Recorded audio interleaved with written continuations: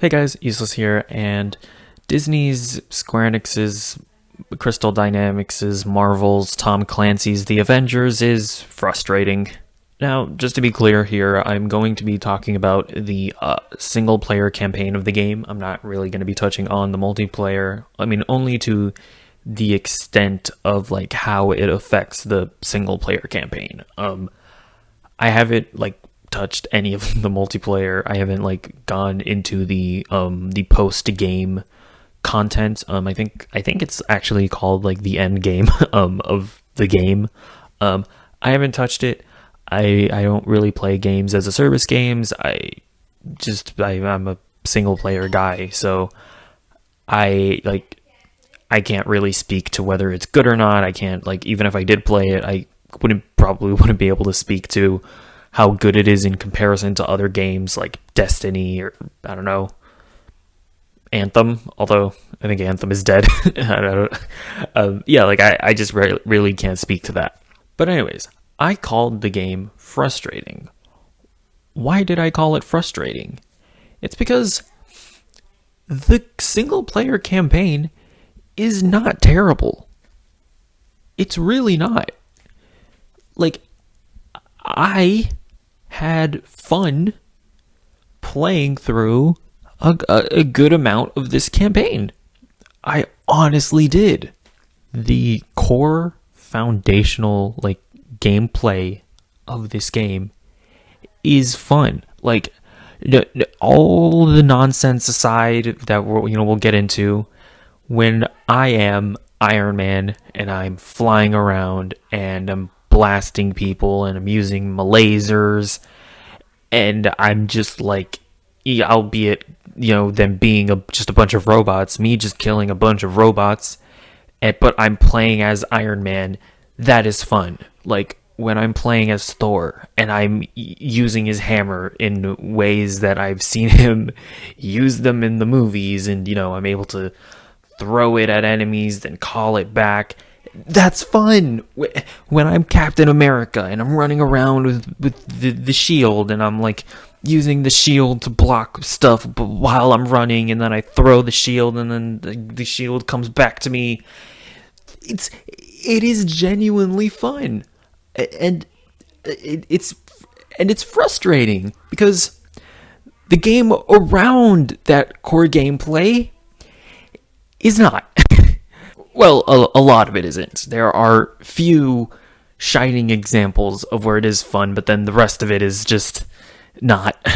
The thing that makes the single player campaign so frustrating is that there are just so many like sequences and like levels within the game where it's just kind of obvious that like this is something made for like the multiplayer, where so that you can like play with your friends and play through like just a mission of where you're destroying you're killing a bunch of aim robots, but then they just like put it in the single player, and it's like it's frustrating because like this isn't like a really well crafted single player experience. It's like most of the levels in this game are just like so clearly designed to be like multiplayer levels. Like there are sequences where it's like capture the points and like stay at the points long enough so that you can capture them, and it's like that's so obviously a multiplayer mechanic, and like playing it by yourself is just so not fun. Like I don't know, the levels where it's like more open and you're just able to like run around or fly around, it's like this doesn't feel fun to do. It feels like maybe it would be fun if you're playing with a bunch of friends and you're running around, but like even then, honestly, even then I don't know if it would be fun. But it's just like you just get like these open-ended areas, and then you can like scan the areas and they'll be like, hey, there's a chest over here, and it's like I kind of don't care. Like most of the time I ended up just like going straight towards the objective.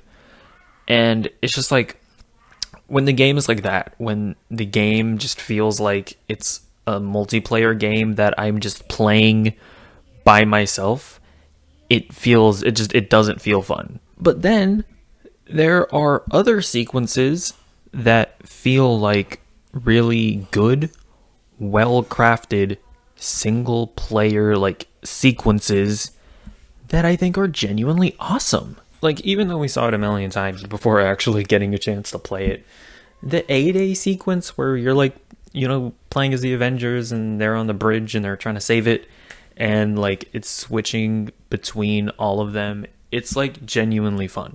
Like when you're introduced to Kamala Khan and you're like walking around, the convention center, and it's just this wholesome experience. Like that's a genuinely enjoyable time. When you were like playing as Iron Man and you were like fumbling around trying to cobble together a suit, that was awesome. And like near the end, or I guess like at the end, when you're like playing as Captain America and you're like trying to make your way towards that tower, that was really fun. And like when like the ship came up and like Captain America, like he was gonna block it, but then the Hulk just like randomly comes in and takes it down. Like that was like, I remember I literally like audibly said like, oh my gosh, I'm having fun right now. Why wasn't the rest of the game like this? And it's just such a frustrating experience because it's just like this dull, like soulless sort of multiplayer game that I'm playing by myself. But then there are these glimpses of awesomeness and of like just genuine fun to be had, that it's like, why couldn't the rest of the game have been like this? Why did they think that like an Avengers game had to be like this games as a service experience? It's like, we have so many games as a service games. Like there's so many of them out there, and I don't understand why. I don't know who made the decision to do this. I don't know if it was Marvel or if it was Square Enix. Like, who was it that was like, you know what the fans want? It's a games as a service Avengers game, not like a really well made, well crafted single player experience, on the level of like an Uncharted game. No, no, no, no, no. You know what they want? They want Anthem. It's what they want, because Anthem is a totally thriving game that is still being played by a bunch of people. I mean, I don't know. A bunch of people could very well be playing Anthem still. I've just heard it's dead. I haven't actually looked into it, but you get my point, right? It's like don't do this with the Avengers. Like, I want a good Avengers game. And it's also just frustrating because like Crystal Dynamics is a studio that's like known for their single player games. Like, if I remember correctly, like they made those Tomb Raider games. I think did they make the Deus Ex games? I don't know. I could be wrong about that, but if I remember correctly, and keep bear in mind, I haven't played any of these games, but like I just know that they are known for single player games, and it's like, why would you get these guys to make a games as a service game when that's not what they do? It's just really frustrating. And it's like, when I played those sequences that I talked about that are really cool, it's like, oh yeah, these guys can make really cool single player experiences. Why have you like got them in to do this weird multiplayer game? It's as I said, it's frustrating. And it's like, Marvel just gave us Spider-Man PS4. Obviously, when I mean they just gave us, I think that game came out in 2018, but you know what I mean. It's like, how do you give us a Spider-Man game that is that high quality, to that level, in terms of, being just a really great single-player Spider-Man game, and then come out with the Avengers, your like biggest property, and give us that. You gave us that after Marvel's Spider-Man, which is such an incredible game. Like, just one of my favorite, just Spider-Man experiences that I've ever had. I think it's comparable to a lot of the great Spider-Man films, and like you gave us that with just impeccable gameplay. Like that is like so like honestly that is Marvel's Arkham Asylum, right? That is their game where they're like, oh damn, they nailed it. And then after that, you come out with this game. And by the way, I should actually say that like I said before, the gameplay in Marvel's Avengers is shockingly a ton of fun. The problem is that if you don't give me like good enemies to fight and like just a good game surrounding it, then it's like, yeah, it's fun for a while, but then it just kind of ends up becoming hollow. But yeah, again, it's just like so frustrating that it's like on the one hand, you do Spider-Man PS4, and then on the other hand, you do, this, that, this. But yeah, I don't know. I guess that's all I have to say on the gameplay. Like, I mean, it's a video game. It's like it's the one element of the game that I would like above all else.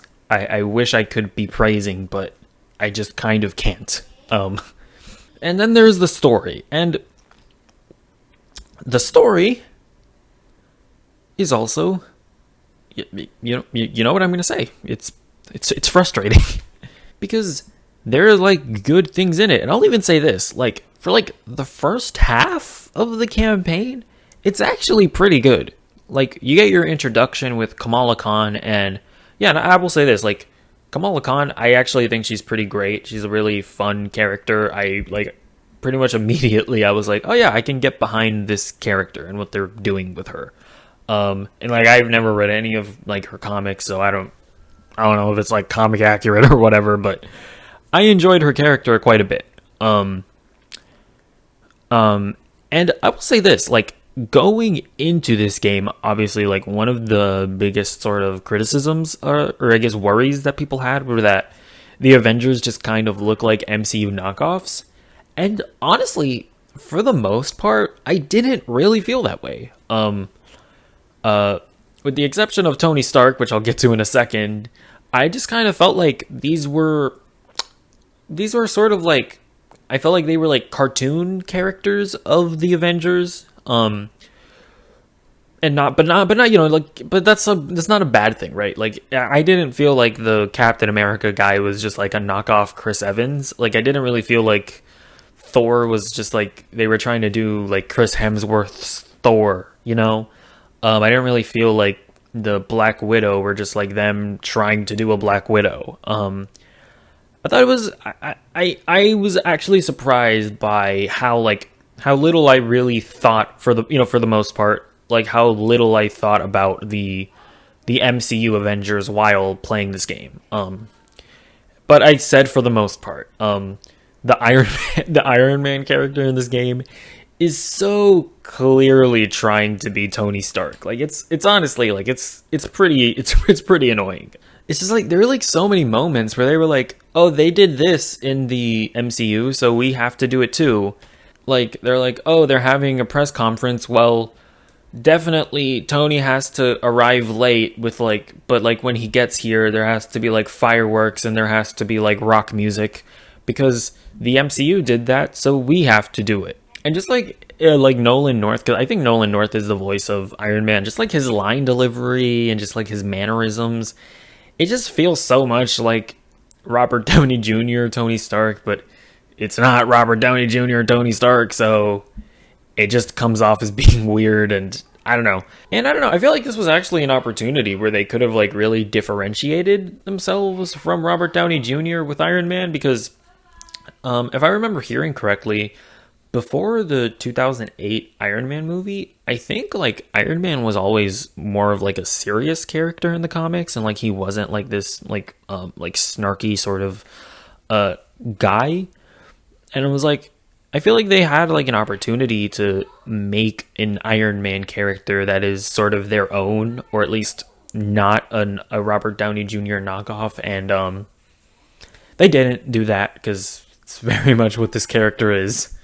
Well, like I said before, the story, it's not terrible, and like the first half of it, it's actually like pretty good. Like I actually enjoyed I actually enjoyed it for like the first half. Like you see, and this is all in the trailer, so I'm not gonna spoil anything necessarily, but the A Day happens and the Avengers are sort of like disbanded, right? And in the game, sort of it follows Kamala Khan, and it's actually like a surprise. Like surprisingly enough, it's actually like kind of a Kamala Khan game. It follows sort of her for the most part, like trying to like reunite the Avengers. And that was actually like a good way of going about it because Kamala Khan is by far the best character in the game. So like sort of following her definitely helped me like want to get through the story. But yeah, sort of the first half of it, it's pretty good.